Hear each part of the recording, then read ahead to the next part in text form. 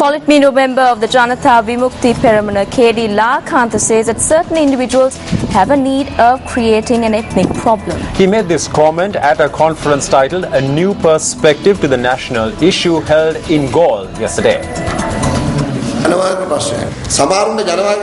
They say a person cannot live here, engage in business here or observe religious practices. They say you can't have a temple, a kovil or a mosque here. They ask people to leave. There are people who want to create problems. Those from within the government itself say don't do that or don't give this. But it is the government itself who gives. The Federation of National Three-Wheel Service Providers convened a media briefing this afternoon. Views were expressed at the media briefing concerning the Gazette notification on the 13th of July regarding new regulations for three-wheeler passenger transportation. These regulations are being imposed targeting a contract.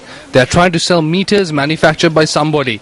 If meters are required, then it is the government that must bring down meters. The government must bring down the meters and distribute it through a bank. It should be 100 per day and 9,000 per month. This is a business enterprise. The Mahinda Chintana mentions concessions. Are these concessions included in this Gazette notification? Through this Gazette notification, they have gotten us into a stranglehold.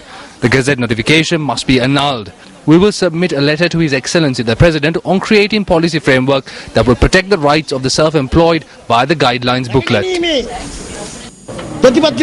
Coming up later on in the news.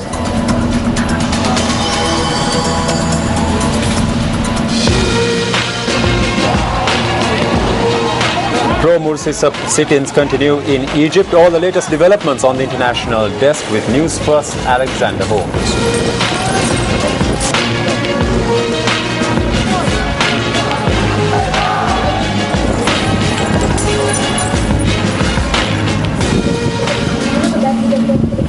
Today we conclude former UNP General Secretary Daham Bimalavansa's revelation on how J.R. Jayawardena secured a massive landslide election victory back in 1977 for the United National Party.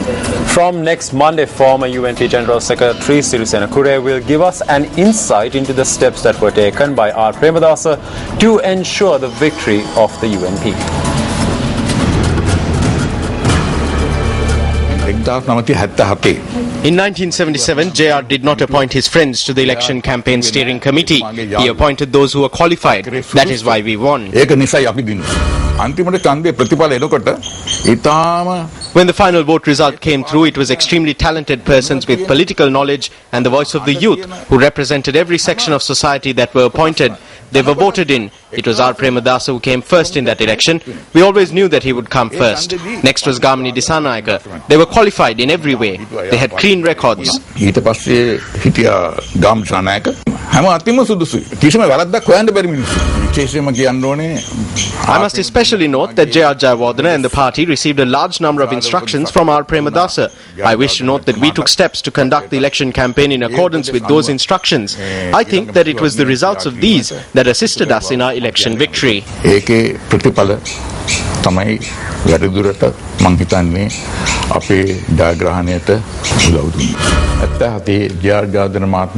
77, the public as a whole had faith in J.R. Jayawardena. The public had faith in people like R. Premadasa and Gamini Disanayaka. This faith is absent today because the present leader has been defeated on several occasions. The people think that he will lose in the future as well.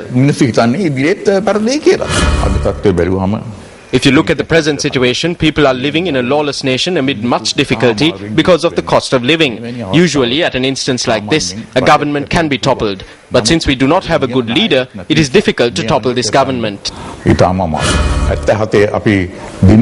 We won in 77 because we had talented leaders. Who do we have now? They are not talented. Today the party is being steered by the leaders' friends and people who have not contested elections.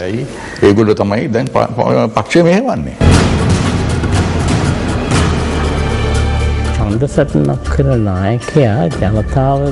leader who contests an election must be a person who has won the praise of the people. He must be able to deliver an oration that the people will feel. This is why J.R. Jayawardena selected R. Premadasa.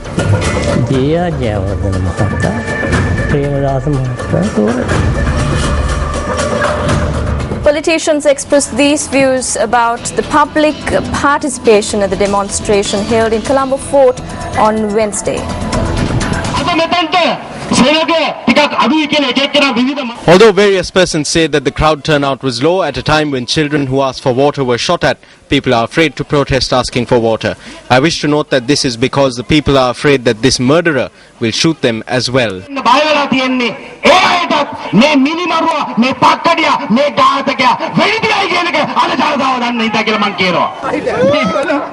That is how afraid they are. I wish to tell not to fear as yet, for we do not have enough people. But there will come a day when these crowds will grab you by the shoulder and throw you out. We will be there on that day. They say we have no leader. They shout on the inside. They say various things. I wish to tell the media today that thus far we have not brought this many people here. I ask the media that says that we are not fighting to show this crowd through your media. Then you can see who is there.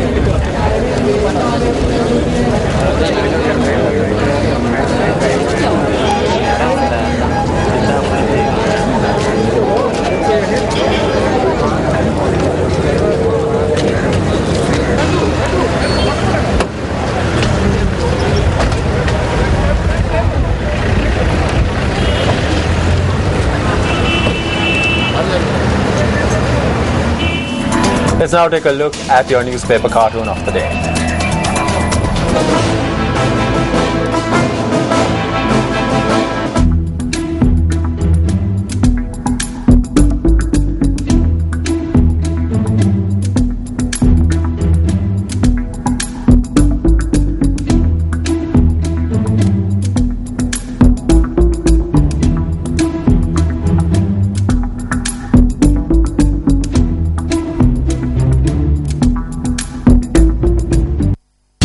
Coming up on Sports First tonight,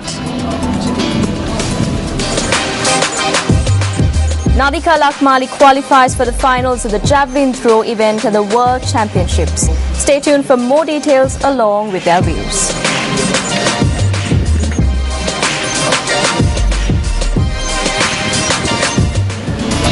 In other local news, an army major who is alleged to have possessed a stash of marijuana was arrested in the Anuradhapura area.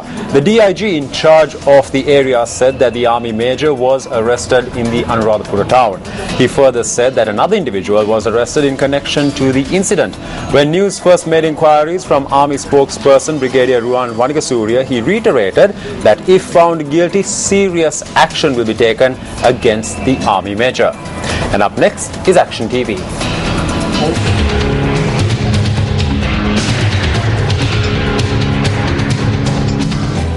On the 17th of November last year, Action TV unveiled the primary problem surrounding this road which runs from Dambana to the Pallanoe junction, covering 11 agrarian settlements in the area. Action TV exposed that through the breakdown of the spillway of the Padagoda reservoir which lies adjacent to the road itself had become dilapidated at the location. When Action TV carried out an expose on this matter, 82 days had passed since the foundation stone had been laid for an alternative to blocking the spillway of the reservoir. The foundation stone was laid parallel to the Eastern Provincial Council election. They laid the foundation stone, put up signboards and brought rocks here, but this endeavour had not borne fruit yet. As soon as the elections were over, everything was abandoned. As noted in this commemorative plaque, construction has now been completed in accordance with the laying of the foundation stone. Nevertheless, on the same day that the commemorative plaque was attached here, another foundation stone was laid at the location where this road commenced and a hoarding was unveiled, announcing that the 24-kilometer stretch of road was to be renovated and resurfaced. While the hoarding itself is in a dilapidated condition, one would not be mistaken in considering it as a forebearer of things to come as one travels along this road. They have dumped rocks here, but no work has been done. The road is ruined. We cannot even take our sick on this road. This has been going on for several years. They keep making promises. They said they would rebuild this road. About 10 loads that we carry have fallen off as a result of travelling on this road, and the farmers are being made to pay about 4,000 rupees each for lost produce. Isn't the failure to renovate this road, which was constructed more than half a century ago under the Galloya scheme, equivalent to neglecting the farmers who feed the nation? Minister of Ports and Highways, this is over to you.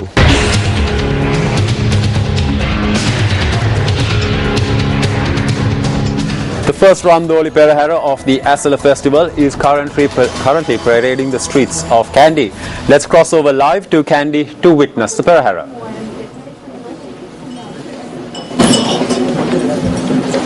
We are taking you to the hill capital via live Digi technology. The first Randoli Perahera commenced at an auspicious time of 8:06 this evening.